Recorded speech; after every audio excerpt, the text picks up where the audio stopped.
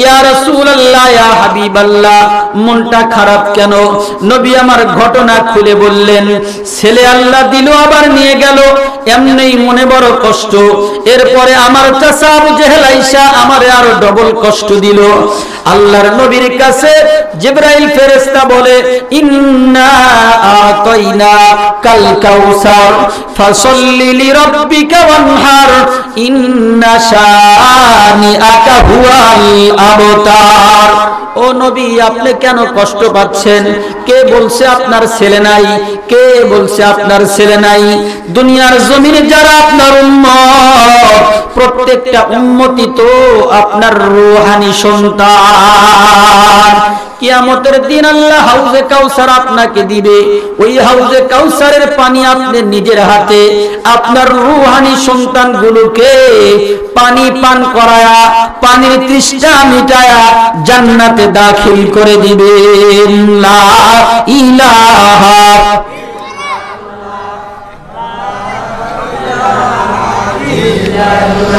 জোরে লা ইলাহা ইল্লাল্লাহ, লা ইলাহা লা ইলাহা ইল্লাল্লাহ, লা ইলাহা ইল্লাল্লাহু ইল্লাল্লাহ, ইল্লাল্লাহু ইল্লাল্লাহ, লা ইলাহা লা ইলাহা লা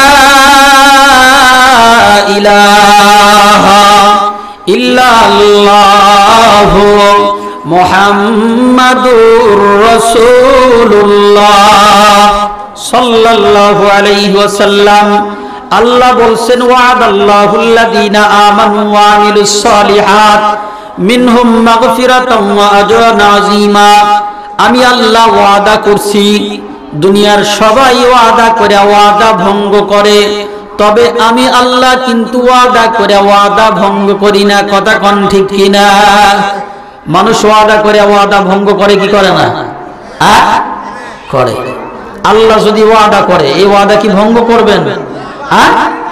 তো আল্লাহ ওয়াদা করতেছেন, ওয়াদাল্লাহুল্লাযীনা আমানু, এই ঈমানদাররা আমি ওয়াদা করলাম যদি তোমরা ঈমান আনো এবং আমলে সালেহা করো, মিনহুম মাগফিরা, প্রথমে জীবনের সমস্ত গুনাহ মাফ করিয়ে দেব, ওয়া আজরান আযীমা, দুই নাম্বার তোমাদেরকে উত্তম একটি পুরস্কার আমি আল্লাহ তোমাদের দান করে দেব।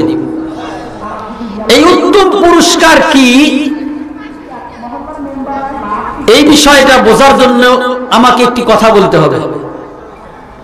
সব থেকে উত্তম পুরস্কার, সব থেকে বড় পুরস্কার যেটা আল্লাহ বান্দাকে দিবে, আল্লাহ যত বড়, আল্লাহর পুরস্কারও কথা কয় না তত বড়। ঠিক না ঠিক? আল্লাহ সব থেকে বড় পুরস্কার, সব থেকে উত্তম পুরস্কার দেওয়ার কথা বলছেন। এই উত্তম পুরস্কার, সব থেকে বড় পুরস্কারটা কি হতে পারে, এই কথাটা বোঝার জন্য একটি কথা বলতে হবে। হযরত আসিয়া আলাইহিস সালাতু ওয়াস সালাম, নাম শুনছেন না? কার স্ত্রী ছিল? ফেরাউনের স্ত্রী। এই আসিয়াকে যখন হত্যা করা হয়, শহীদ করা হয়, আল্লাহ পাক বান্দির উপর খুশি হয়। আল্লাহ বলছিল, আসিয়া আমি তোকে জান্নাত দিয়ে দিলাম। কি দিয়ে দিলাম? জান্নাত দিয়ে দিলাম। আসিয়া তখন বলছিল, আল্লাহ আমাকে জান্নাত দিলেন, তাতে আমি খুশি না। কি না? খুশি না। আপনারা বলেন, জান্নাত পাওয়ার পরেও খুশি না, এটা কি মানে নেওয়ার মতো কথা? আমাদের সব থেকে মিশন, বড় মিশন এটাই যে জীবনের গুনাহ মাফ করা, আল্লাহর জান্নাতে যাওয়া। কথা কোন ঠিক কিনা? আসিয়াকে আল্লাহ জান্নাত দিয়ে দিলে এর পরেও খুশি না কেন? একটি কথা, কোন এক স্বামী তার স্ত্রীকে বলতেছে, বিবি আমার যে 12 বিঘা জমি আছে। কয় বিঘা? 12 বিঘা জমি আছে, 2টা সন্তান, 2টা ছেলে, একজনকে 4 বিঘা আর একজনকে দেবো 4 বিঘা। কয় বিঘা হলো? 8 বিঘা। আর থাকে কয় বিঘা? এই 4 বিঘাও আমি রাখবো না, আমি এটা তোমার নামে দিয়ে দেব। বলেন এই বিবি খুশি হবে না বেজার হবে? খুশি হবে। তবে আমার নামে কিচ্ছু থাকলো না, এই 3, 4, 12 বিঘা তোমাদেরকে দিয়ে দেব, তোমারে দেব 4 বিঘা, 2 সন্তানকে 8 বিঘা। তবে তুমি একটু খালি মেহেরবানি করে রেজিস্ট্রারির খরচাটা গোছ করো। বিবি সাথে সাথে বাপের বাড়ি ফোন লাগায়, আব্বা যদিও রিক্সাওয়ালা, আব্বা আমার নামে 4 বিঘা জমি আপনার জামাই দিচ্ছে, শুধুমাত্র রেজিস্ট্রারি খরচটা আপনার দেওয়া লাগবে।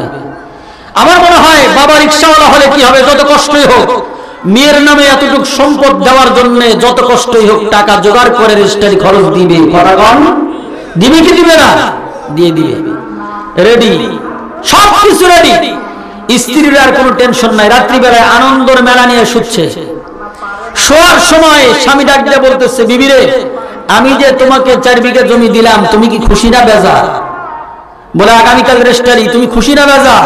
বলে হ্যাঁ আমি খুশি। তবে একটা কথা কিন্তু আমার আছে, একটা কথা আমার আছে, সব তো আমি তোমাকে দিয়ে দিলাম, আমার কিচ্ছু রইল না। তবে একটা জিনিস তোমাকে দিতে পারবো না, আমি যে তোমার স্বামী, এই অধিকার আজকের থেকে আর দেব না। স্বামী স্ত্রীর একটা অধিকার হক আছে না? আছে না? আমাদের স্ত্রীরা 2 ধরনের, যদি ভালো হয় সে বলবে আমার জমির দরকার নাই, আমার দরকার হল তোমার। আর যদি স্ত্রী খারাপ হয়, কব যে জমি আগে 4 বিঘে নেই, 440 লাখ টাকার সম্পদ আমার নামে হোক, তোমার মতো স্বামী থাক আর না থাক তাতে আমার কোনো দুঃখ নাই। আর ভালো স্ত্রী হলে কি বলবে, আমার জমির দরকার নাই, জমি তোমার নামে থাক, তুমি মূল্যে আমি এমনি পাবো, আমার দরকার তোমার সাথীর দরকার। জোরে বলেন কিসের দরকার? সাথীর দরকার। কারণ সাথী থাকলে বৃষ্টি পড়ে না, সাথী থাকলে রোদ লাগে না।